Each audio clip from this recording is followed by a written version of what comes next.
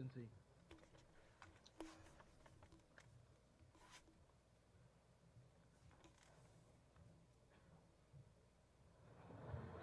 On behalf of the General Assembly, I have the honor to welcome to the United Nations His Excellency Jose Mujica, President of Eastern Republic of Uruguay, and invite him to address the Assembly. Excellency, you have the floor.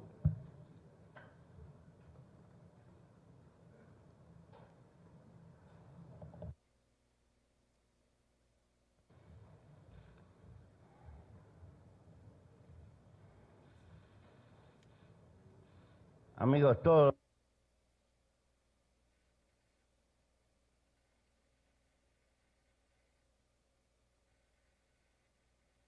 I am from the south, from the corner of the Atlantic and the Plate River. My country is a gentle, temperate and plain where livestock graze.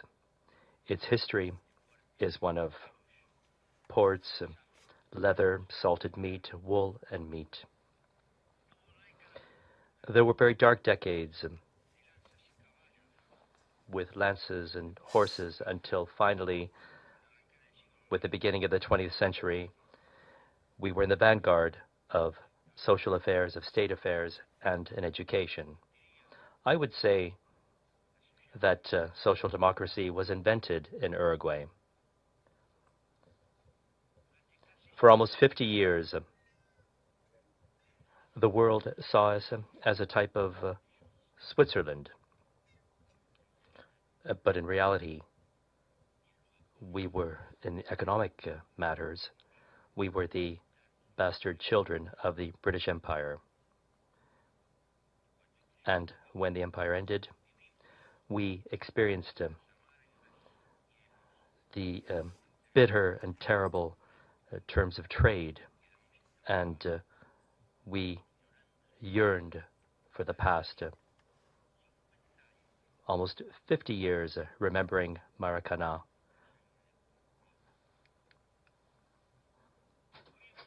Today, we have reemerged in this globalized world, perhaps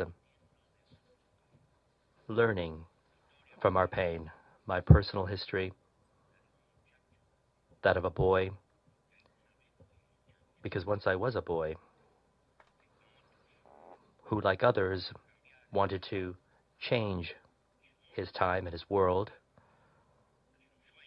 dreaming about a free and classless society. My mistakes, well, in part, they were the results of my time. Obviously, I assume my mistakes, but sometimes I cry, if only I had the strength that I had when we enjoyed such a utopia. However, I'm not looking towards the past because what we have today was created from the fertile ashes of yesterday. No, that is not the case.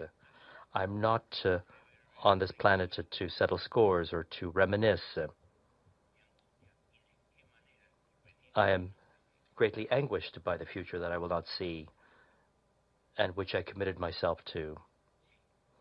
Yes, it's possible to have a world with better humankind, but perhaps today the main task is to save life. But I'm from the South, and I come from the South to this assembly. I share with the thousands of poor compatriots in cities, in the jungles, in the plains, in the pampas, and the canyons of Latin America, the common fatherland which we are creating. I have on my shoulders the indigenous cultures, the remains of colonialism in the Malvinas, with the pointless and regrettable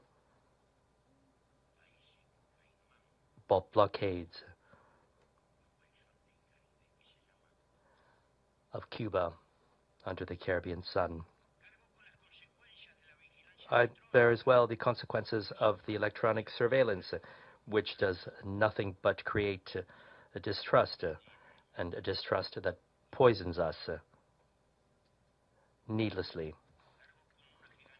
I also come with a huge social debt, and with the need to defend the Amazon, the seas, our great rivers of America. I also have the duty to fight on behalf of my fatherland for all, and so that Colombia can finally regain peace. And I have the duty to fight for tolerance. Tolerance is needed for those who are different and with whom we have differences and disagreements. We don't need tolerance for those who agree. Tolerance is the foundation of peaceful coexistence, understanding that in the world we are different. The fight against the dirty economy, drug trafficking, theft and fraud, corruption, all of these contemporary scourges which were adopted by this opposite set of values, those who maintain that we are happier when we are richer, no matter what means are used. We have sacrificed the old immaterial gods, and now we are occupying the temple of the market god. This god organizes our economy, our politics, our habits, our lives, and even provides us with rates and credit cards and gives us the appearance of happiness. It seems that we have been born only to consume. And when we can no longer consume, we have a feeling of frustration, we suffer from poverty, and we are marginalized. It's true that today, in order to spend and to bury this debris in what is called the carbon footprint by science, if in this world we aspired to consume like the average American, we would need 3 planets in order to be able to live. In other words, our civilization has mounted this deceitful challenge. And as we go on, it's not possible for all to achieve this fulfillment. And in fact, our culture is becoming one of accumulation and a market culture. We promise a life of spending and squandering. In fact, this is a countdown against nature and against future humankind, a civilization against simplicity, against sobriety, against all natural cycles. But what is even worse, a civilization against freedom. That implies that we need time to experience human relationships. The most important thing, love, friendship, adventure, solidarity, family. A civilization against free time that doesn't pay, that can't be bought, and that allows us to contemplate the beauty of nature. We have destroyed the jungles, the green jungles, the true jungles, and we've created anonymous cement jungles.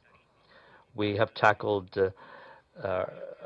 sedentarianism with walkers, insomnia with pills, solitude with electronics.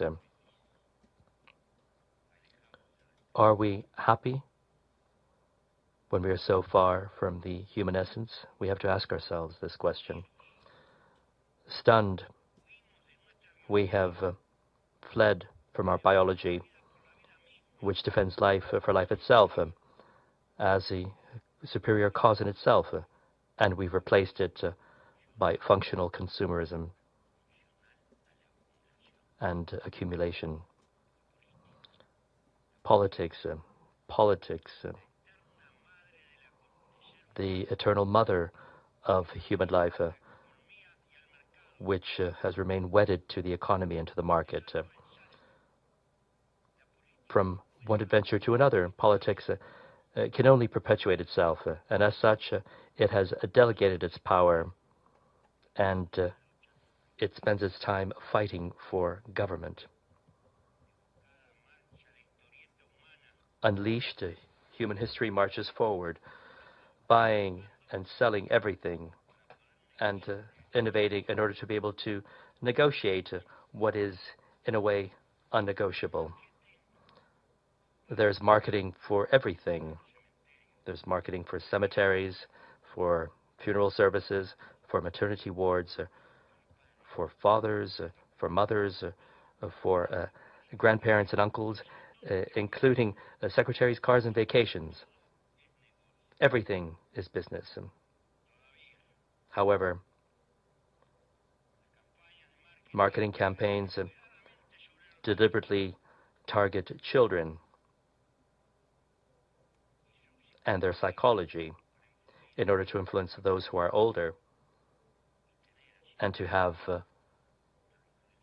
safe territory for the future. There is a great deal of evidence of this abominable technology that sometimes leads us to frustration. The average man of our time, the average inhabitants of our large cities wander between financial institutions and the tedious routine of offices, which are sometimes moderated by air conditioning. He dreams of vacations and freedom. He dreams of being able to pay his bills until one day his heart stops and he says goodbye. There will be other soldiers who will fall to the jaws of the market, thus ensuring accumulation. The crisis is really the powerlessness of politics, which is incapable of understanding that humankind has not escaped and will not escape the feeling of a nation, a feeling which is almost instilled in our DNA.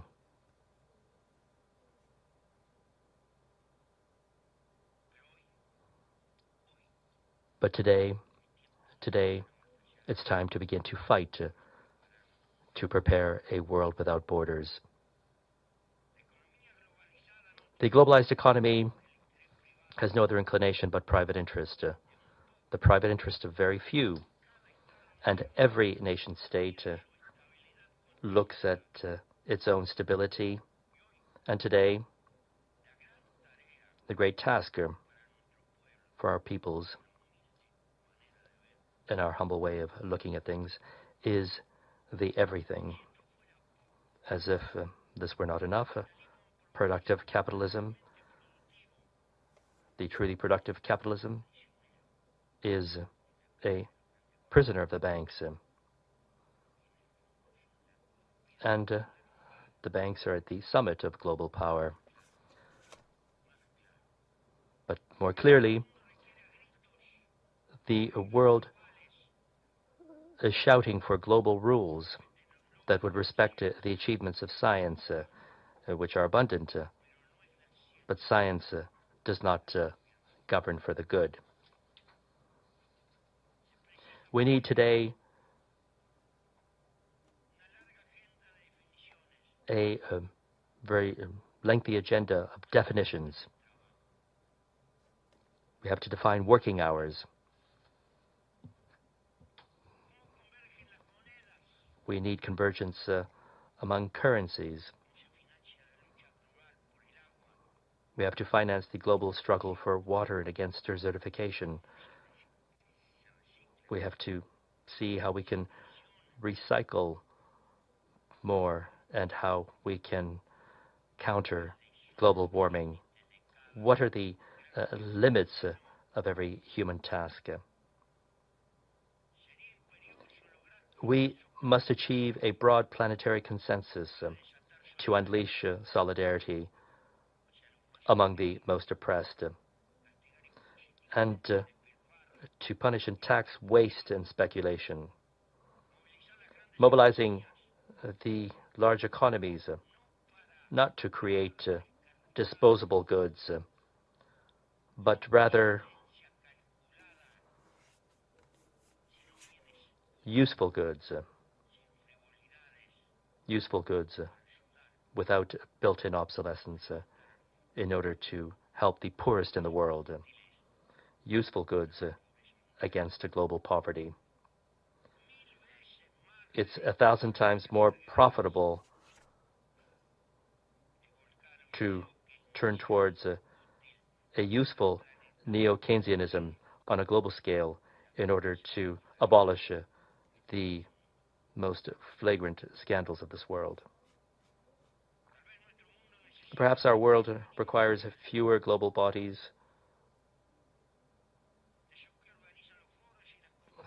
fewer people who organize fora and conferences, which only help hotel chains and airlines, and perhaps no one really benefits from their decisions. We have to go back to what is old and eternal in human life, along with science. This science which must work for humankind and not to become rich. With this, with men of science, the counselors of humankind, we have to build agreements for the entire world. Neither the large nation states nor transnational companies, and not to mention the financial system, none of them should govern the human world. Yes, lofty politics combined with scientific wisdom. That is the source. The science that is not attracted by gain, but which is looking towards the future and which tells us what we don't expect. How many years ago did they tell us in Kyoto certain things which we finally learned? We have to convene intelligence at the helm.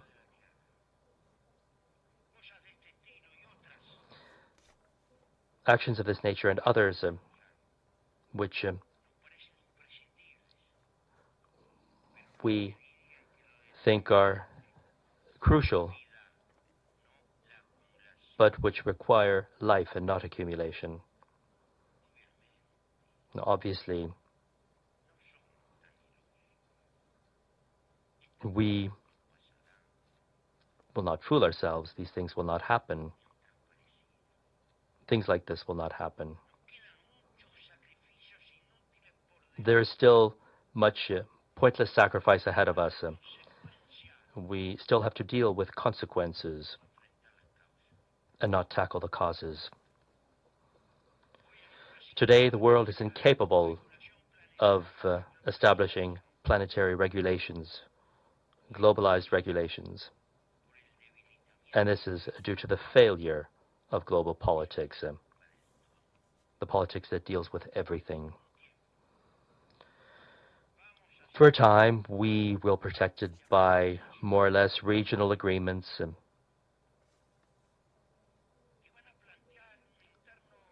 which are going to establish a deceitful free trade, which in the end will build protectionist barriers, supranational barriers in some regions of our planet. Certain branches of industry will grow, and there will be services devoted to saving the environment. And hence, we will be reassured for some time.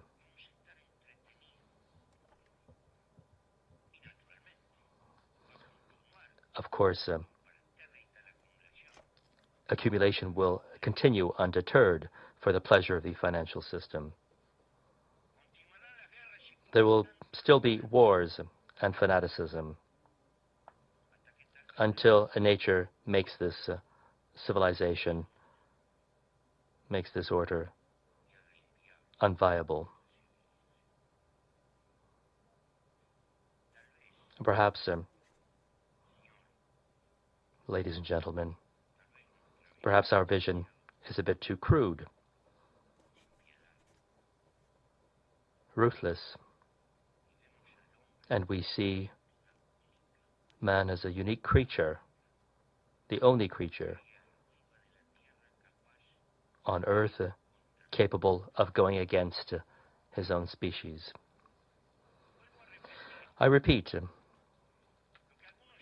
what some call the ecological crisis of the planet is the result of the overwhelming triumph of human ambition. That's our triumph, but also our defeat, because we are helpless at the political level to tackle a new era that we have helped to build, and we don't realize it. Why do I say this? Just look at the data. It's true that the population has quadrupled, and GDP has grown 20-fold in the last century. Since 1990, global trade grew by about 12% every year for a period of 6 years. We can continue to provide further data on this globalization that will see and will show clearly how globalization is marching forward. What's happening? We are entering another period at great speed, but with politicians, parties, young people and old people faced with the accumulation of change, which we cannot even realize. We can't handle globalization because we don't have a global thought process. We don't know if it's a cultural barrier or if it's a biological limit. Our time is a revolutionary one, like humankind has never seen before. But it doesn't have a conscious or simply instinctive inclination.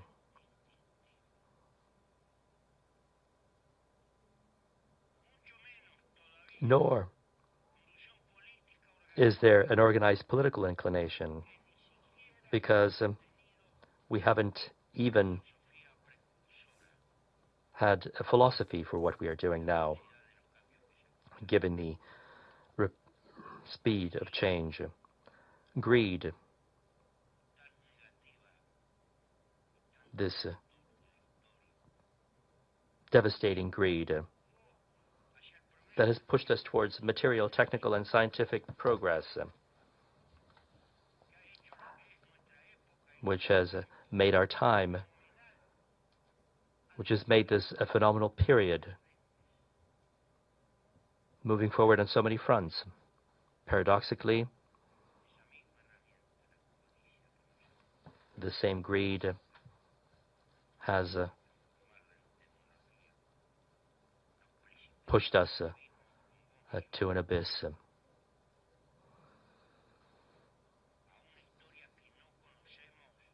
A history that we don't know, a time without history, and we no longer have the eyes nor the collective intelligence to continue colonizing our planet and changing ourselves. Because if there's one characteristic that humans have, it's that we are conquerors. We are anthropological conquerors. It seems that things are taking a life of their own and subjecting humankind. On the one hand, we see glimpses of a possible direction,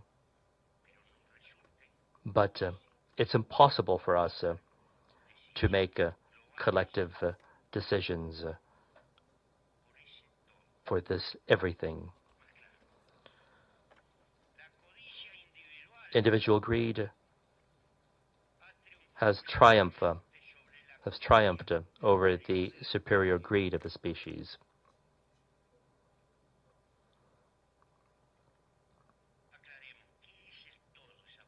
Let's clarify this. What is this everything that we are talking about? What is this everything for us? It's the global life of the Earth, including human life, with all of the fragile balances that make it possible for our species to perpetuate itself. On the other hand, more simply and more clearly, in the West, because that's where we come from, even though we come from the South, republics that were created to affirm that men and women are equal, that no one is more than anyone else,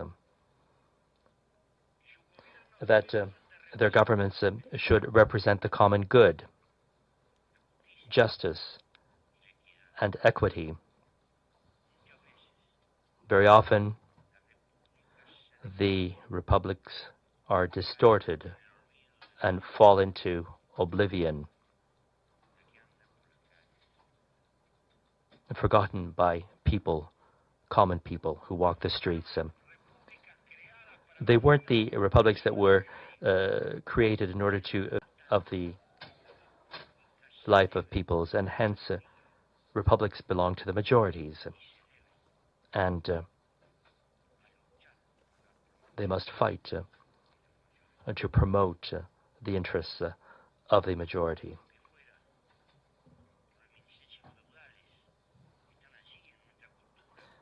Due to these feudal memories, or this overwhelming classism, or perhaps due to the consumeristic culture that surrounds us all, republics very frequently in their directions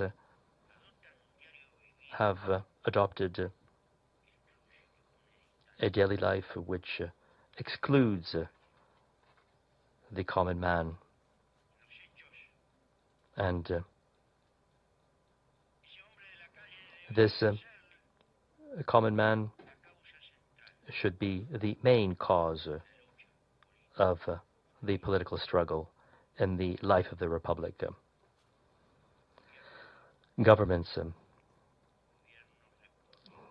Republican governments,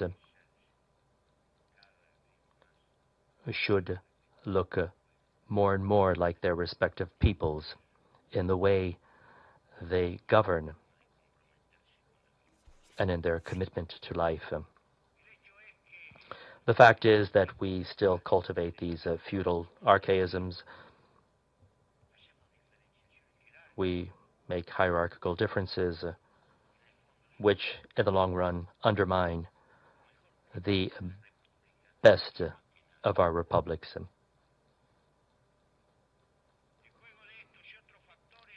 The interplay of these and other factors take us back to our prehistory, and today it's impossible to give up war when politics fails. Hence, economies are strangled, and we waste resources. Listen to this, dear friends. Every minute in the life of our world, every minute we spend $2 million in military budgets around the world.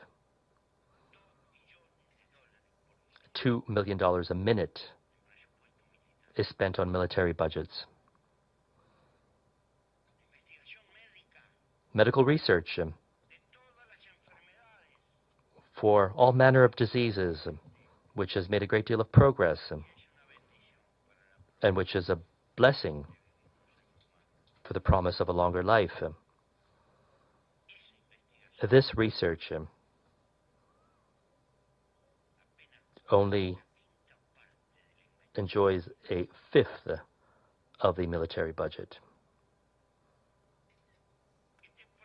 This process, which we cannot emerge from, means that there will be hatred and fanaticism, sources of new wars, and this would also lead to a waste. I know that it's very easy poetically to criticize ourselves at the national level, and I think it would be somewhat disingenuous in this world to say that there are resources that could be saved and that could be spent on other useful things. That would be possible, once again, if we were capable of establishing global agreements and prevention, as well as planetary policies which would guarantee peace and which would give the weakest guarantees that we don't have. We would have to cut back enormous resources.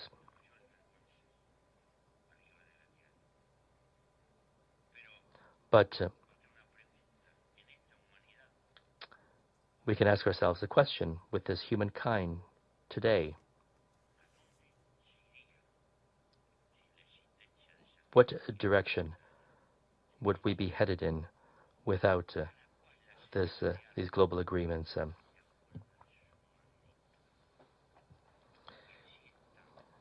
And that's where we are today, because we cannot reason as a species, let alone individuals. Global institutions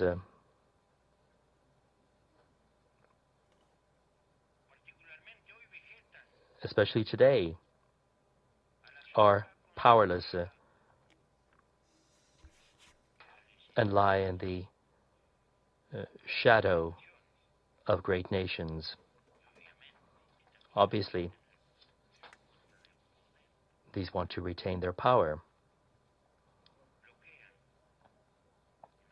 They block the United Nations in its action, which was created with a hope and as a dream for peace for humankind.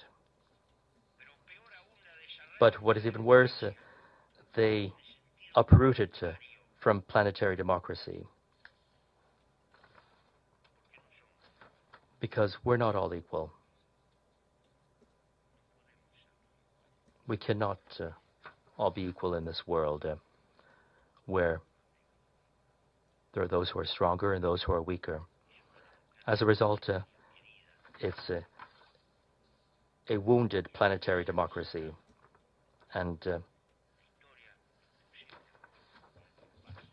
it prevents a global agreement for peace. And hence,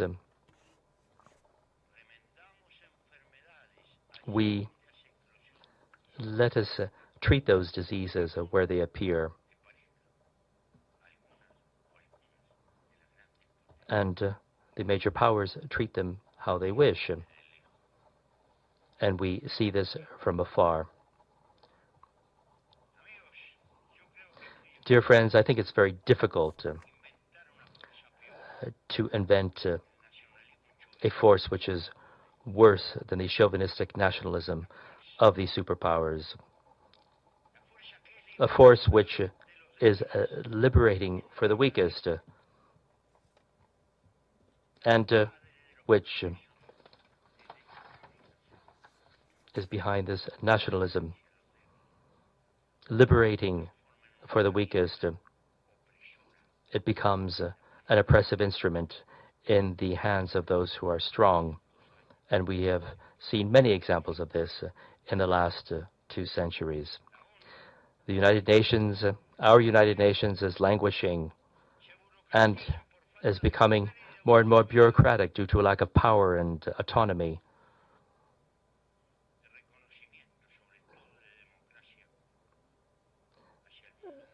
And there's no recognition of this democracy for the weakest, who are the majority on this planet. By way of example, a very small example,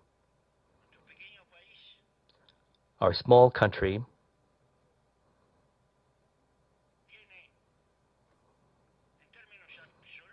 which in absolute terms contributes the largest number of soldiers to peace missions in Latin America. And we go where they ask us to go.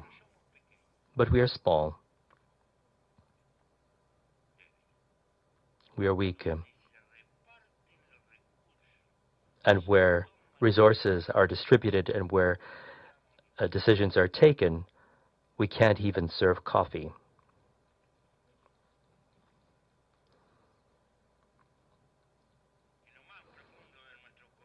In our deepest heart of hearts,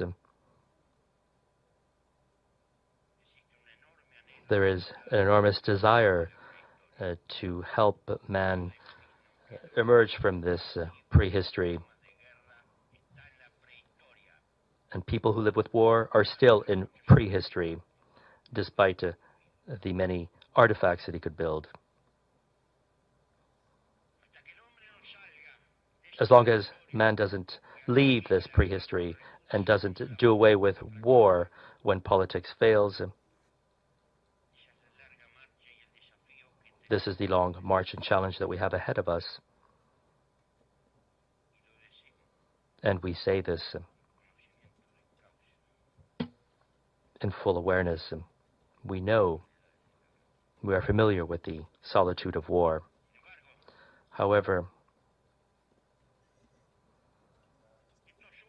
these dreams mean, these challenges that are on the horizon mean that we have to fight for an agenda of global agreements that would begin to govern our history. And we must overcome, step by step, the threats to life. Our species as such must have a government for all of humankind, which would overcome individualism and which would create political leaders that would take the path to science and not simply that of their immediate interests of those who are governing and suffocating us. At the same time, we have to understand that the poor of the world are not from Africa or Latin America. They're part of humankind, all of them. And as such,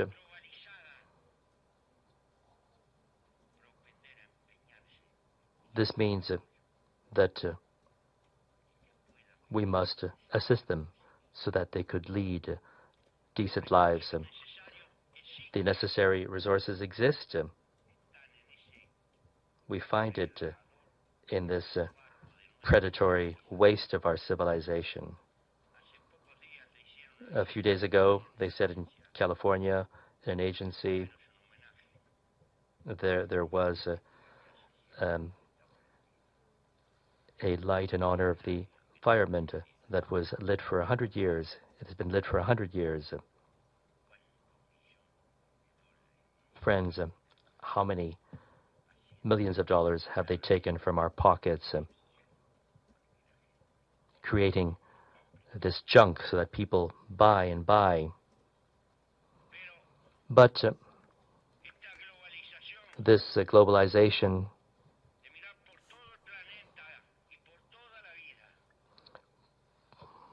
for our planet and for our life means a brutal cultural change. That's what history requires from us. The material basis has changed, and it has changed man with our culture. With this culture, it's as if nothing has happened. And instead of globalization governing us, we govern it. About 20 years ago, we discussed the very humble Tobin tax, which could not be applied at a global level. All of the banks, all of the financial institutions rose up against it. Their private property was harmed and other things as well. However, this is the paradox. With talent and with collective work, with science, men and women, step by step, can make deserts green again. Men and women can take agriculture to the seas. We can develop our agriculture with salt water. The power of humankind is concentrated on what is essential, and that is immeasurable. And there we see the great sources of energy, which we know from photosynthesis. What do we know about photosynthesis? There's a great deal of energy in the world if we work together to use it properly. It's possible to eliminate poverty from the planet. It's possible to create stability. It will be possible for future generations. If they begin to reason as a species and not just as individuals, it would be possible to take life to the galaxies and continue with this dream of conquest that we have in us, in our DNA.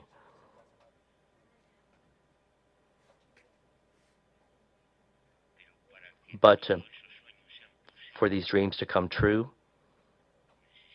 we will have to govern ourselves as a species, or we will die. We will succumb because we're not capable of maintaining the civilization which we have developed. This is our dilemma.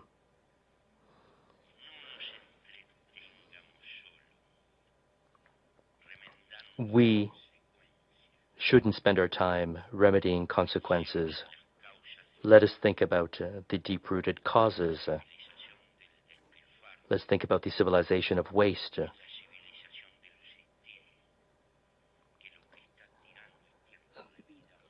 What it's doing is taking away time from human life, dealing with pointless matters.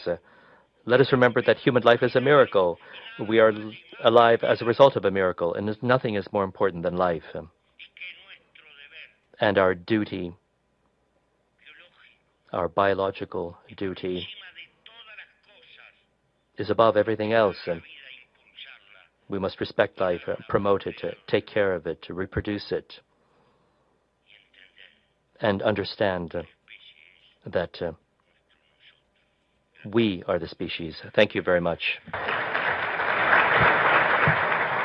On behalf of the General Assembly, I wish to thank the President of the Eastern Republic of Uruguay for his statement just made. May I request the representative to remain seated while we greet the President.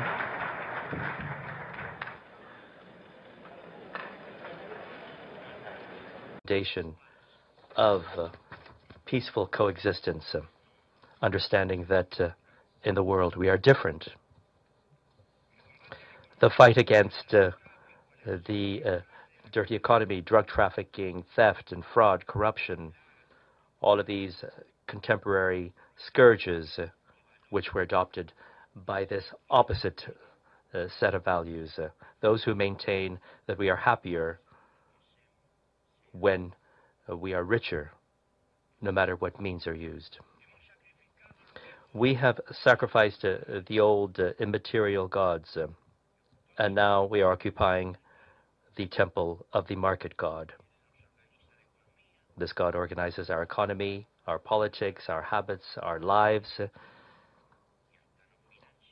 and even provides us with rates and credit cards and gives us the appearance of happiness. It seems that we have been born only to consume.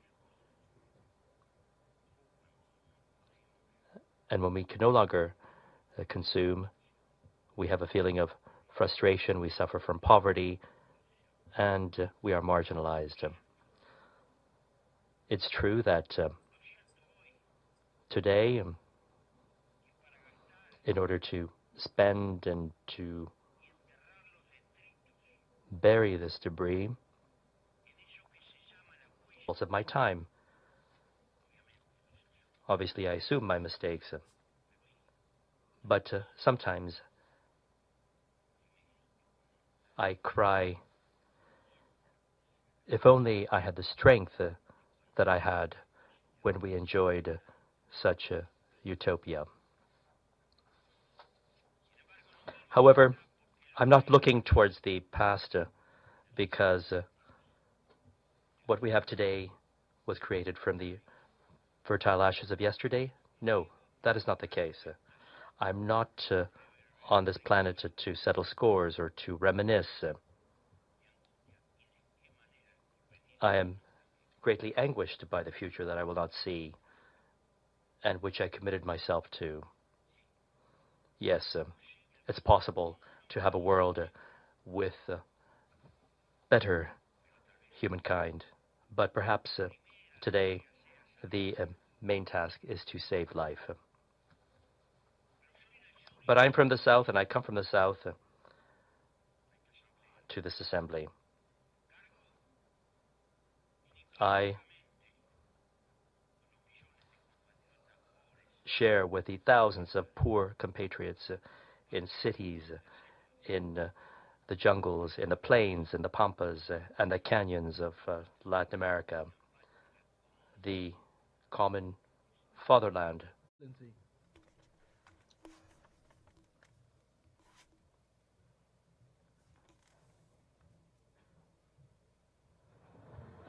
On behalf of the General Assembly, I have the honor to welcome to the United Nations His Excellency Jose Mujica, President of Eastern Republic of Uruguay, and invite him to address the Assembly. Excellency, you have the floor.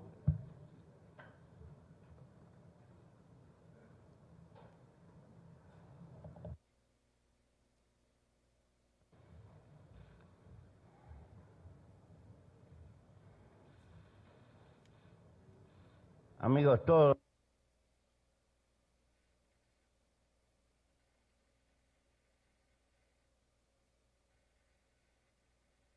I am from the south,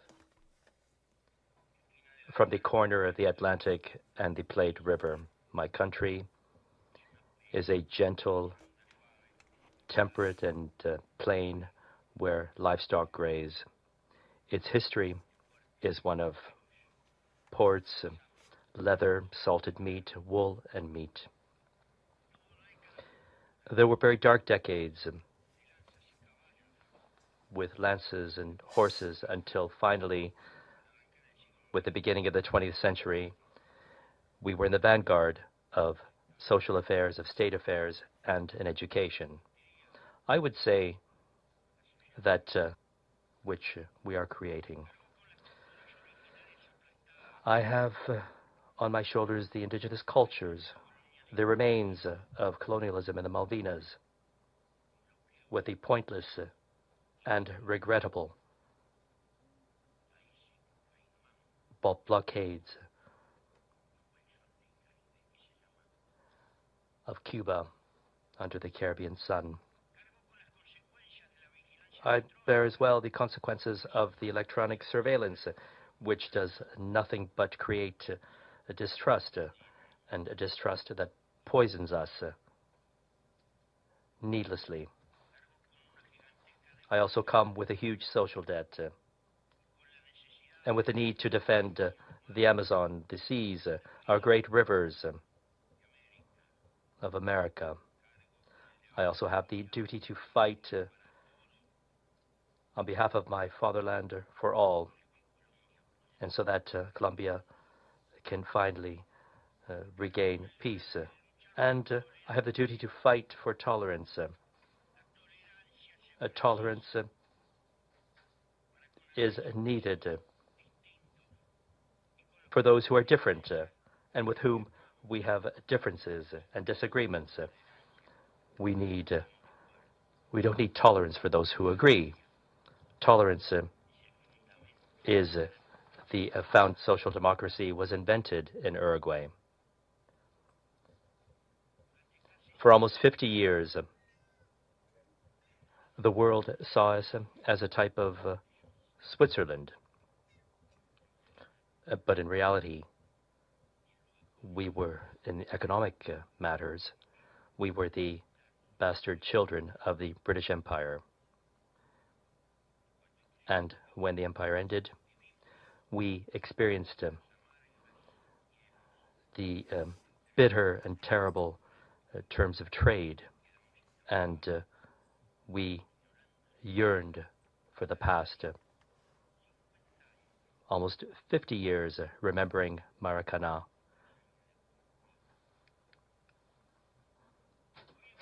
Today, we have reemerged in this globalized world, perhaps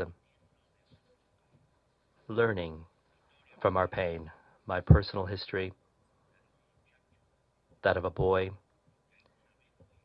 because once I was a boy